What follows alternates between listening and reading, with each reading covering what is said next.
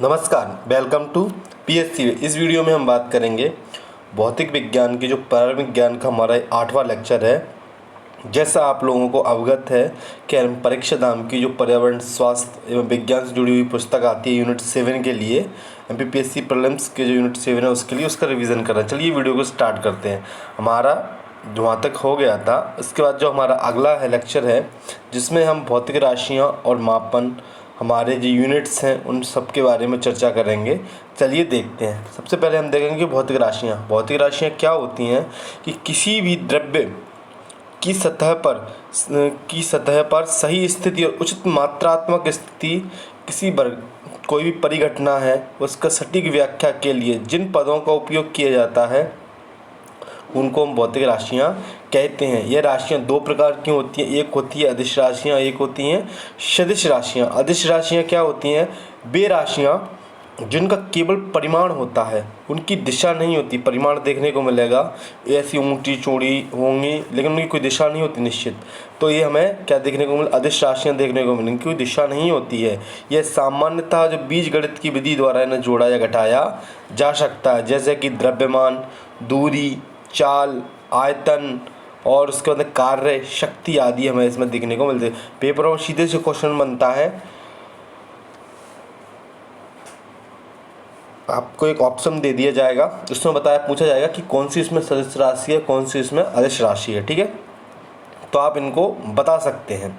अब आप देखते हैं सदिश राशियाँ वे राशियाँ जिनका परिमाण और उनकी दिशा के साथ साथ दिशा भी होती है या उसकी आवश्यकता होती है, वे सदिश राशियाँ कहलाती हैं। ये गणितीय क्रियाओं को, सदिश राशियों, परिणाम को, दोनों को ध्यान में रखकर बहुत ही आवश्यक होती हैं। उदाहरण के लिए वेग, विस्थापन, बल, संवेग आदि हमें देखने को मिल जाएगा। जैसे कि वेग एक निश्चित दिशा होती है वेग की, उसके बल हम एक निश्चित दिशा में बल लगाते हैं। संवेग जिस दिशा में हम बल लगा रहे हैं और द्रव्यमान है हमारा, उस दिशा में हम क्या है, वेग हमारा है, तो हमें संवेग देखने को मिल जाएगा। वहीं हम देखें विस्थापन, आपको पता होगा कि ये यहाँ से लेके यहाँ तक अगर देखी जाए तो ये हमारी क्या होगी, अदिश राशि होगी। लेकिन अगर यहाँ से एक लंब डाल दिया जाए सीधा एक दिशा में तो विस्थापन हमें देखने को मिल जाएगा। इसी के साथ में हम बात करें अदिश राशियों के बारे में और सदिश राशियों के बारे में। अदिश राशियाँ कौन कौन सी हैं हमारी? दूरी, चाल, शक्ति, ऊर्जा, लंबाई, क्षेत्रफल, आयतन, द्रव्यमान, घनत्व और तापमान, कार्य, विद्युत धारा, ताप, हमें ये अदिश राशि देखने को मिल जाएंगी। एक ट्रिक थी, जैसे बचपन में एमएससी, तो इससे जुड़ी हुई कुछ चीज़ें हैं जो हमें इसमें देखने को मिल जाती हैं। वो हमें किसके अंतर्गत देखने को मिल जाती हैं? वो हमें सदिश राशि के अंतर्गत देखने को मिल जाती हैं। अभी आप इसमें जोड़ते रहिएगा, लेकिन है आप नहीं तो वैसे ही नॉर्मली चीज़ें जिनकी दिशा होती है आप अपने आप से स्वयं का उदाहरण लेकर कर सकते हैं कि बल आप एक निश्चित दिशा में लगाते हैं तो सदिश राशि होगा। विस्थापन एक निश्चित दिशा में होता है, आपने देखा होगा सबसे न्यूनतम दूरी दो बिंदुओं की, उसको विस्थापन कहते हैं। फिर उसके बाद वेग, उसके बाद बल, संवेग, त्वरण, वजन या भार, विद्युत क्षेत्र, क्योंकि उसको पता होगा आपको विद्युत क्षेत्र की तीव्रता की निश्चित दिशा में आपको एक चुंबकीय क्षेत्र महसूस होता है। वहीं विद्युत क्षेत्र की तीव्रता, विद्युत धारा का घनत्व आदि हमें इसमें देखने को मिलता है। अब हम देख लेते हैं मात्रक कितने प्रकार के होते हैं? किसी भौतिक राशियों को मापने के लिए और जो स्वीकृति मिली हुई है मात्रकों की, तो दो प्रकार के होते हैं। एक होते हैं हमारे मूल मात्रक, ये होते हैं व्युत्पन्न मात्रक में दो मात्रक मिलकर मीटर प्रति सेकंड, तो ये क्या है, दो मात्रक मिलकर व्युत्पन्न मात्रक बना रहा है। वही मीटर मात्रक है, सेकंड मात्रक मूल मात्रक है, ऐसे हमें देखने को मिलते हैं। जिसमें मूल राशियाँ व्यक्त करने के लिए प्रयुक्त मात्रकों को मूल मात्रक कहते हैं। ये अन्य मात्रकों से क्या होते हैं, स्वतंत्र देखने को मिल जाते हैं। लंबाई के लिए मीटर, द्रव्यमान के लिए हमारा किलोग्राम हमें देखने को मिलता है। आगे व्युत्पन्न मात्रकों के बारे में, वे मात्रक जो मूल मात्रकों की सहायता से बोले जाते हैं, जैसे क्षेत्रफल का मात्रक वर्ग मीटर, मतलब मीटर पे स्क्वायर देखने को मिल जाएगा। चाल का मात्रक मीटर प्रति सेकंड हमें देखने को मिल जाएगा। आगे देख लेते हैं हम कि जो हमारे मुख्य रूप से जो मूल मात्रक हैं उनके बारे में और व्युत्पन्न मात्रक हैं और उनके बारे में। जैसे ये भौतिक राशियाँ हैं हमारी, ये व्युत्पन्न मात्रक है हमारे, क्षेत्रफल है तो इसका क्या हो जाएगा, हमारा मीटर प्रति स्क्वायर, आयतन का क्यूब हो जाएगा मीटर क्यूब, घनत्व का किलोग्राम प्रति मीटर क्यूब हो जाएगा, वेग का मीटर प्रति सेकंड, त्वरण मीटर प्रति सेकंड स्क्वायर। आपको पता होगा आप किसी भी दूरी को चलते हो एक समय के अनुसार में चलते हो तो सेकंड समय का क्या हो जाता है सेकंड, और अगर उसमें त्वरण हो जाता तो स्क्वायर रूट डबल एस हो जाएगा, तो ये हमें त्वरण देखने को मिल जाए। संवेग आपको पता होगा ये हमारा द्रव्यमान हो गया और ये हमारा वेग हो गया। द्रव्यमान का मात्रक किलोग्राम हो जाएगा, वेग का मात्रक कितना हो जाएगा हमारा मीटर प्रति सेकंड हो जाएगा, इसलिए संवेग का मात्रक किलोग्राम प्रति सेकंड हमें देखने को मिल जाएगा। वहीं बल का देखें तो किलोग्राम प्रति सेकंड स्क्वायर या फिर न्यूटन हमें देखने को मिल जाता है। सीजीएस में डायन देखने को मिल जाता है।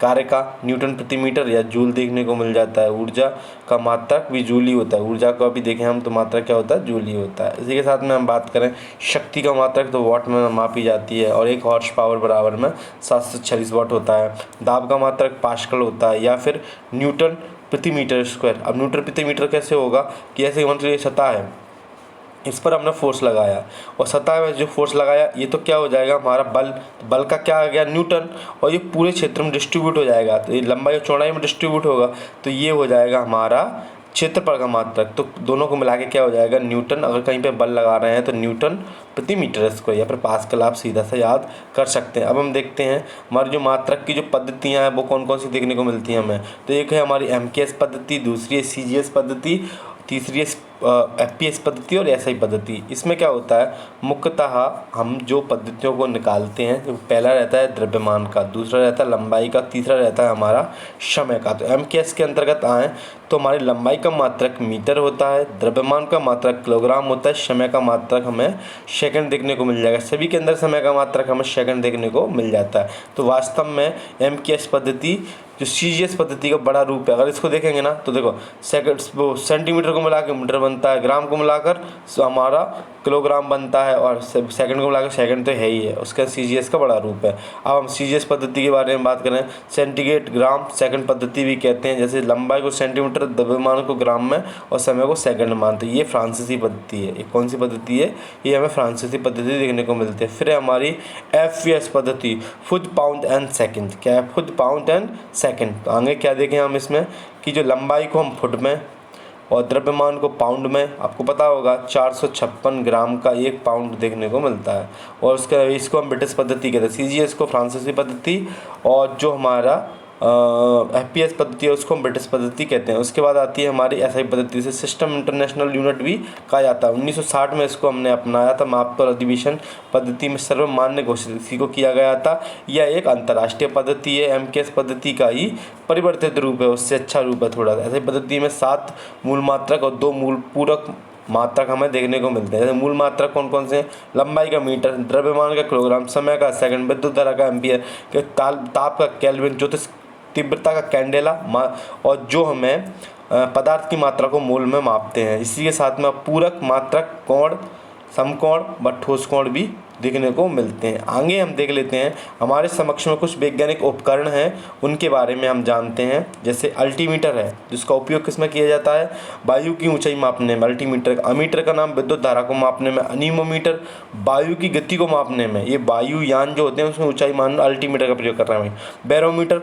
वायु दाब को मापने के लिए, बैरोग्राफ वायु दाब में जो परिवर्तन हो रहा है उसको मापने के लिए। बाइनोक्यूलर क्या है, बाइनोकुलर नहीं होता है, हम दूरबीन बोलते हैं जिसको, दूर की वस्तुओं को देखने के लिए। कार्डियोग्राफ हृदय की जांच के लिए। फेदोग्राफ समुद्र की गहराई को नापने के लिए। हाइड्रोमीटर द्रव की अपेक्षाकृत घनत्व को जो निकालने के लिए इसका प्रयोग किया जाता है हाइड्रोमीटर का। वहीं देखिए हाइग्रोमीटर क्या होता है, जो हमारा जो वायुमंडल है उसमें कितनी आर्द्रता है इसको नापने के लिए इसका प्रयोग किया था। वही देखें हम लाइटिंग कंडक्टर क्या होता है, जो तड़ित चालक जो बिजली होती है उसको के बचाव के लिए लाइटिंग कंडक्टर या फिर तड़ित चालक लगाए जाते हैं। ऐसे मेगाफोन ध्वनि को विशेष दिशा में भेजने के लिए मेगाफोन का प्रयोग किया जाता है। स्टेथोस्कोप जो शरीर की हृदय की जो धड़कन है वो डॉक्टर लोग लगाते हैं, उसको स्टेथोस्कोप बोलते हैं, तो हृदय की ध्वनि को सुनने के लिए। वही थर्मामीटर शरीर के ताप को मापने के लिए। स्फेग्नोमीटर रक्तचाप को मापने के लिए। मैनोमीटर गैस के दाब को मापने के लिए। ओडोमीटर पहिए की जो गति द्वारा चली गई दूरी को ओडोमीटर, हम देखते हैं कि जो मोटरसाइकिल में जो गति किससे नापी जाती है तो ओडोमीटर का वहाँ पे प्रयोग किया जाता है। कई बार पेपरों में सीधे से क्वेश्चन आता है। पायरोमीटर उच्च ताप को मापने के लिए, जैसे सूर्य वगैरह का ताप के लिए हमें पायरोमीटर का प्रयोग करें। वहीं साइक्लोट्रॉन क्या करते हैं, मौसम उत्पन्न कराने के लिए आवश्यक उपकरण होता है। उसके बाद रडार, अंतरिक्ष में वायुयानों की स्थिति जानने के लिए रडार का प्रयोग किया था। आपको पता होगा हमें कैसे पता चलता है कि हमारे क्षेत्र में कोई भी घुसपैठ या घुसाया है या ड्रोन घुसाया है, तो रडार के माध्यम से। और हमारे समुद्र में किससे पता चलता है, तो सोनार के माध्यम से। सीस्मोग्राफ, इससे भूकंप का पता लगाने के लिए प्रयोग होता है। सीस्मोग्राफ की भूकंप की क्या स्थिति है। और वैसे रिएक्टर स्केल से हम उसकी तीव्रता के बारे में पता चलता है, रिएक्टर का उसकी तीव्रता के बारे में। उसके बाद कैरोटोमीटर, शुद्धता, जो स्वर्ण की शुद्धता है उसका मापन करता है। लैक्टोमीटर, दूध का जो घनत्व है उसको शुद्धता मापने के लिए इसका प्रयोग किया जाता है। वहीं हम देखा टेलेक्स, दो स्थानों के मध्य संचारकों को सीधा आदान प्रदान करने के लिए टेलेक्स का प्रयोग करते हैं। आगे देखें हम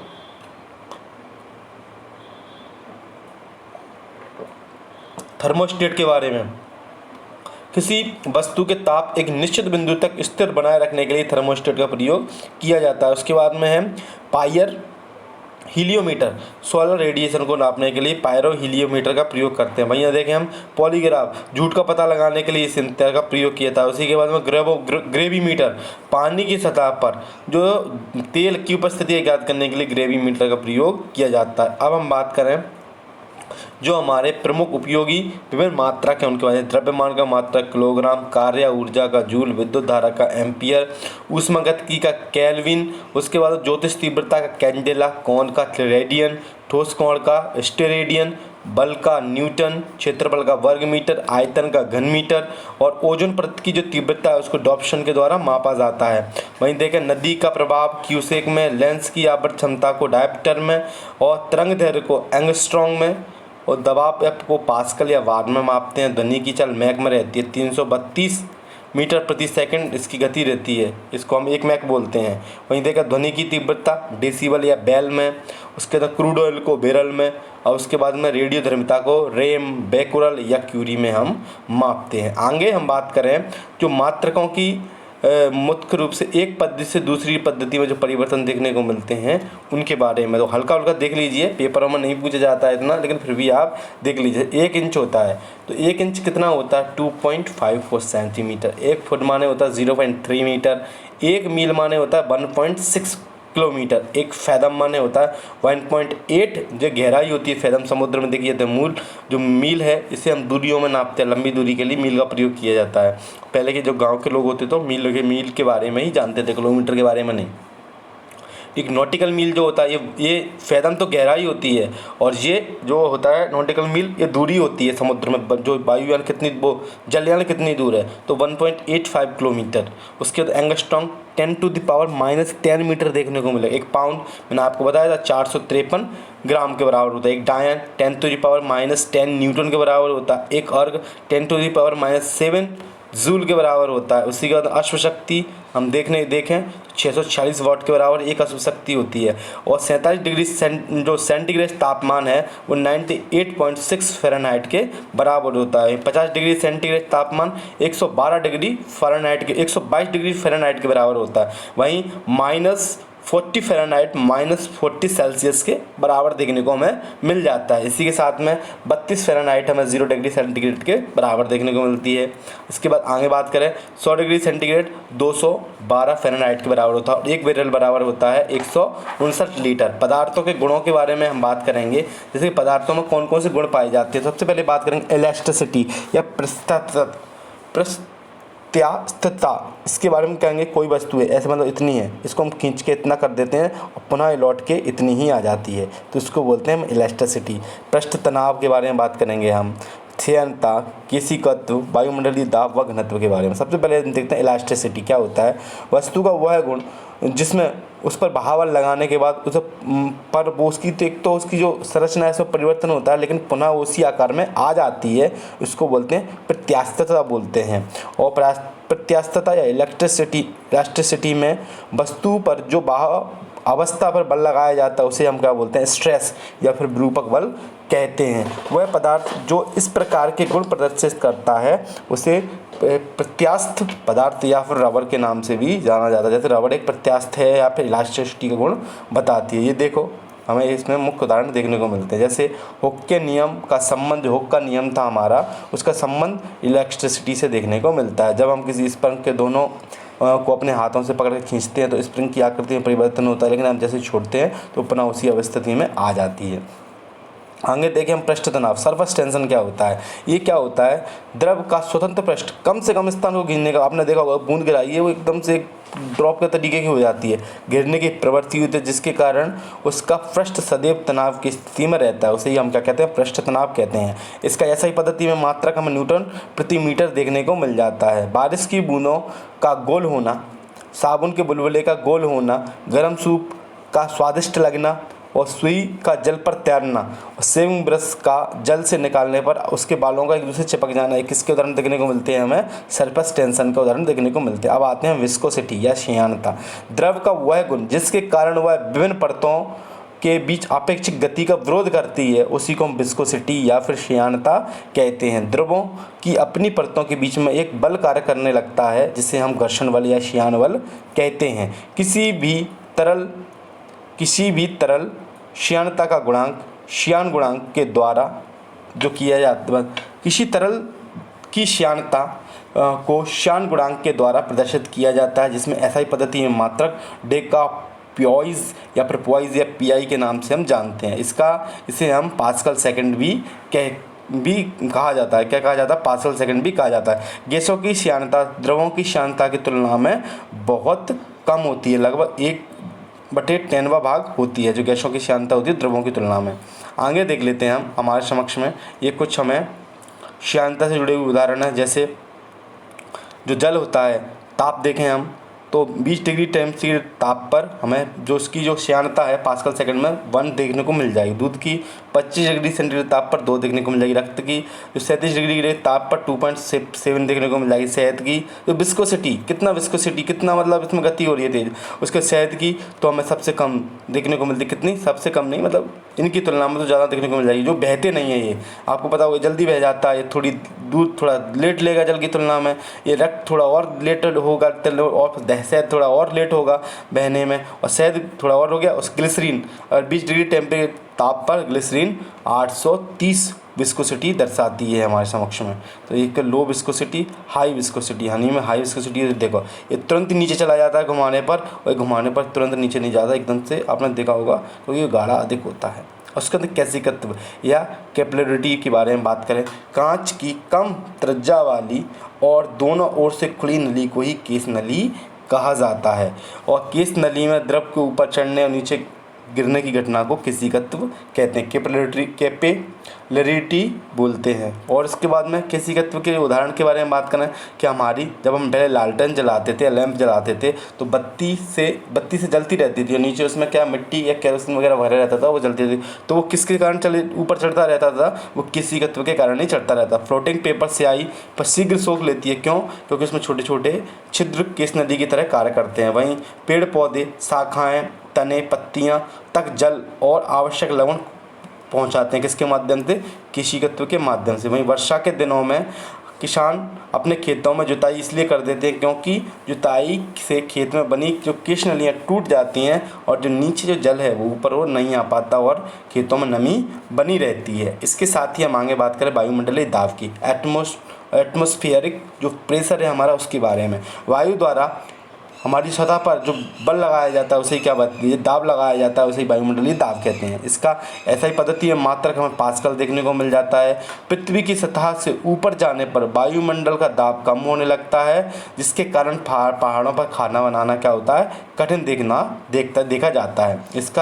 इसको हम किससे मापते हैं, तो बैरोमीटर के द्वारा मापते हैं। अगर हमारे पाठ्यांक में एकाएक ये नीचे गिर जाए तो आंधी या तूफान आने की संभावना देखने को मिलती है बैरोमीटर में।